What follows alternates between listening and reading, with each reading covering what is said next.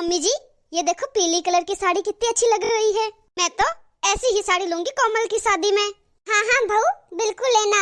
जब तुम अपनी मम्मी के पास जाओगी तो उनको बोलना कि वो ऐसी ही साड़ी दिला देंगे तुम्हें। क्यों फालतू इस साड़ी में पैसे खराब करना, मैं आगे जाके साड़ी देखती हूँ, ठीक है। अपने यहाँ बहुएं कपड़े मायके के ही पहनती है, ससुराल वालों के नहीं। पर दीदी, पर वर कुछ नहीं, ये अपने ससुराल में रिवाज है। अरे दीदी, ये कौन सा रिवाज हुआ? काम ससुराल में करो, रहो ससुराल में, और कपड़े मायके वालों के पहने। हाँ? अरे चुप कर, अगर मम्मी जी ने सुन लिया ना तो बतंगर बना देगी यहीं बीच बाजार में। तुम तो अभी अभी आई हो, तुम्हारी तो अभी नई शादी हुई है, तुम्हें इन सब रीति रिवाजों का नॉलेज नहीं है। मुझे यहाँ ससुराल में आए पूरे 6 साल हो गए हैं। मैंने यहाँ के एक एक रीति रिवाजों को अच्छे से जान लिया है। यहाँ बस बहुएं काम काज के लिए है, लेने देने के लिए नहीं। पर दीदी, आप ये सब झेलती कैसे हो? अरे क्या झेलती हूँ, तुम्हारे जेठ जी से बोलने का कोई फायदा नहीं है। उनसे कहती हूँ तो बस वो तो यही कहते हैं कि मुझे तुम्हारे इन रीति रिवाजों के चक्कर में नहीं पड़ना। मेरी माँ को सब नॉलेज है, और मायके वालों को बोलूं तो मायके वाले कहते हैं कि बेटा, जब हमें कोई दिक्कत नहीं है तो तुम क्यों परेशान हो रही हो। पिछले 6 सालों से मेरे अंतर मन में यही जंग छिड़ी है कि हमारा ससुराल में इतना सा भी अधिकार नहीं है कि ससुराल वाले हमें एक साड़ी तो खुद की पैसों की दिलवा ही दे। पर इस जंग का कोई नतीजा नहीं निकलता। अगर हमारी सास हमें एक भी साड़ी लेके दे दे तो आगे जाके हमें ये तो याद रहेगा कि हाँ, हमारी सास के हाथ की हमारे पास ये एक साड़ी है जो उनकी याद बनाए रखेगी। पर दीदी, ये सब क्या धीरे धीरे खुसर पुसर कर रही है तुम देवरानी जेठानी। जल्दी जल्दी खरीदारी करवाओ, और दूसरे भी बहुत सारे काम हैं। शाम को तुम्हारी दोनों बुआ सास आने वाली है, इसलिए घर पे जाके खाना भी बनाना है। हाँ हाँ मम्मी जी, हम लोग बस यही सोच रहे थे कि उनके लिए हम कौन सी साड़ी पसंद करें। ठीक है, तुम करो साड़ी पसंद। मैंने भी एक साड़ी ली है 5000 की, देख के आती हूँ कि पैक हुई कि नहीं। मम्मी जी, आपने साड़ी ली और हमें बताया नहीं। अरे मेरे भाई ने कहा था कि एक साड़ी उनकी तरफ से ले लेना, वो बाद में पैसे दे देंगे मुझे। अब चलो जल्दी जल्दी तुम कोमल के लिए साड़ी पसंद कर लो, फिर घर भी जाना है, बहुत काम बाकी है। और अच्छी सी सैंडल भी देख लेना तुम्हारी ननंद के लिए। अच्छा ठीक है मम्मी जी। भला ये भी कोई बात हुई? रहना ससुराल में है, सारा काम ससुराल वालों का करना है, सेवा पूरी ससुराल वालों की करनी है। ससुराल की शादी में एक बहू पूरी जी जान लगा ले काम में, फिर भी उस बहू के कपड़े उसके मायके वाले लाएंगे। ये कहाँ का न्याय है? ये बात कुछ हजम नहीं हो रही। मेरी शादी अभी कुछ महीने पहले ही हुई है, मेरे पास कपड़ों की कोई कमी नहीं है। पर ससुराल वालों की तरफ से कोई तीज त्योहार या कोई फंक्शन में अगर नए कपड़े मिले तो उसकी खुशी तो अलग ही होती है। इस घर का रिवाज तो मेरे सर के ऊपर से जा रहा है। अरे सुमन, क्या जा रहा है ऊपर से? देखो ना दीदी, भला ये भी कोई बात हुई? ऐसा भी कोई रिवाज होता है? मेरे तो अभी तक कुछ पल्ले नहीं पड़ा। सुमन, ऐसे भी कुछ रिवाज होते हैं जो पल्ले नहीं पड़ते और नहीं समझ आते हैं, बस दिखाने के लिए ही होते हैं, और हम लकीर के फकीर उन्हें माने जाते हैं। बस हमारे बड़े हमसे मनवाते हैं और हम मान जाते हैं रीति रिवाज, और आगे जाके हम भी दूसरों से मनवाते हैं। फिर ये रिवाज पीढ़ी दर पीढ़ी चलता रहता है। अच्छा एक बात बताओ दीदी, ये रीति रिवाज हम जैसे लोगों ने ही बनाया है ना? हाँ, हमारे पूर्वजनों ने बनाया है। ये तो गलत है ना दीदी? क्या पूर्वजनों ने हम औरतों के लिए ही रीति रिवाज बनाए हैं? चूड़ियाँ पहनेगी तो औरत पहनेगी, बिंदी लगाएगी तो औरत लगाएगी, ससुराल में औरत के मायके वाले ही कपड़े लाएंगे, सर में पल्लू रखेगी तो औरत रखेगी, घर का काम करेगी तो औरत करेगी। ये रीति रिवाज तो बड़े खराब है दीदी। क्या कर सकते हैं सुमन, एक पल तो आदमी भूल भी जाता है ये रीति रिवाज, पर ये औरतें ही रीति रिवाज चालू रखती है। वो सोचती है कि मैंने किया है तो इसको भी करना पड़ेगा। अब तुम सुबह की बात ही देख लो मम्मी जी की। अगर मम्मी जी चाहती तो हमारे लिए साड़ियाँ ले सकती थी, पर नहीं, उन्हें तो रीति रिवाज निभाना है। अच्छा दीदी एक बात बताओ मुझे, क्या दोनों बुआ जी के लिए कपड़े हमारे यहाँ से ही जाएंगे? मुझे तो नहीं लगता, क्योंकि दोनों बुआ जी साल में 1-2 बार आती है, और मम्मी जी आई हुई साड़ियों में से निकाल के दोनों बुआ जियों को दे देती है। पिछली बार तुम्हारी शादी में भी ऐसे ही किया था, जो साड़ी काम की नहीं होती वो बुआ जी को दे देती है। हाय, मतलब ये रिवाज सिर्फ बहुओं के लिए है?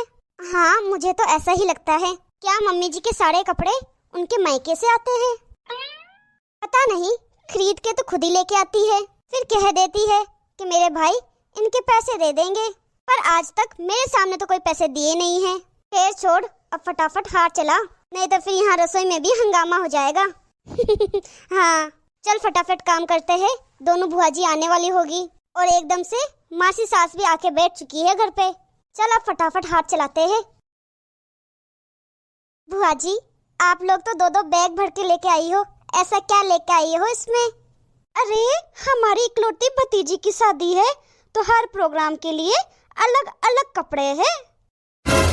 हाँ, मैंने और दीदी ने दोनों ने साथ में जाके शॉपिंग की है। पता है, तुम्हारे फूफा ससुर कहने लगे कि हमारी तो जेब खाली करके ही मानोगी तुम। हाँ, हमने तो तुम्हारे फूफा ससुर की पूरी जेब खाली ही कर दी। हाँ, हमें भी तो शादी में अलग लगना है।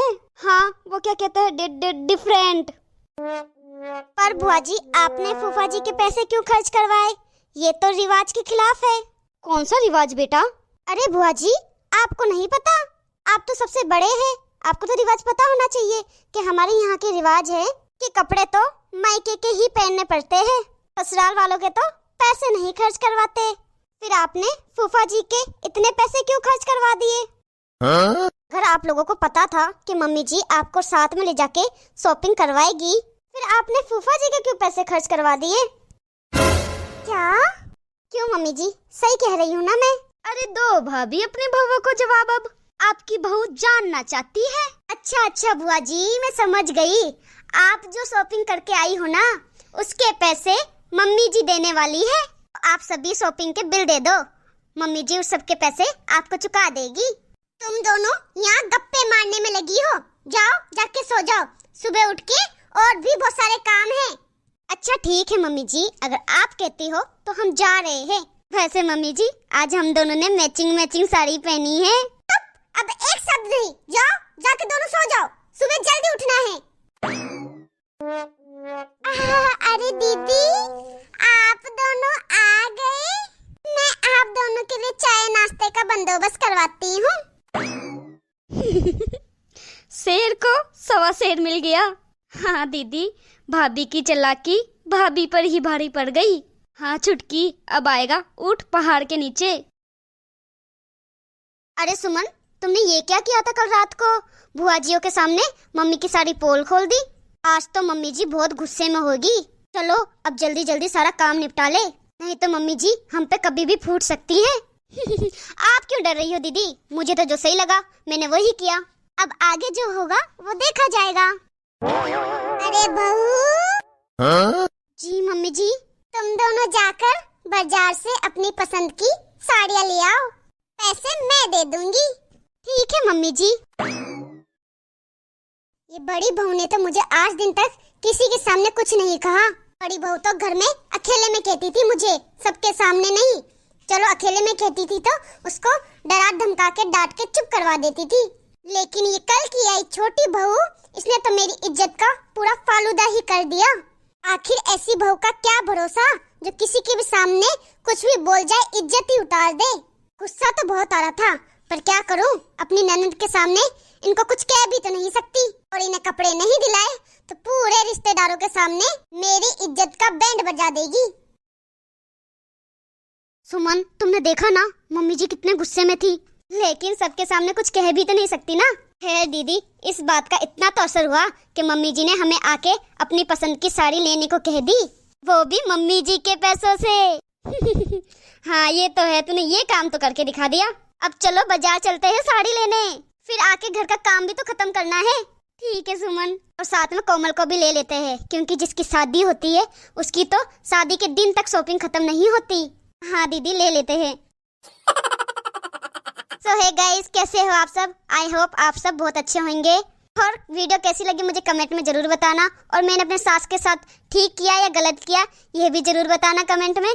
और वीडियो अच्छी लगी हो तो लाइक शेयर जरूर कर देना, खासकर अपनी सास को शेयर जरूर कर देना।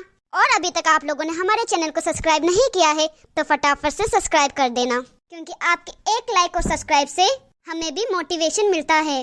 वीडियो को अंत तक देखने के लिए बहुत बहुत धन्यवाद। अब मिलते हैं अगली वीडियो में। धन्यवाद।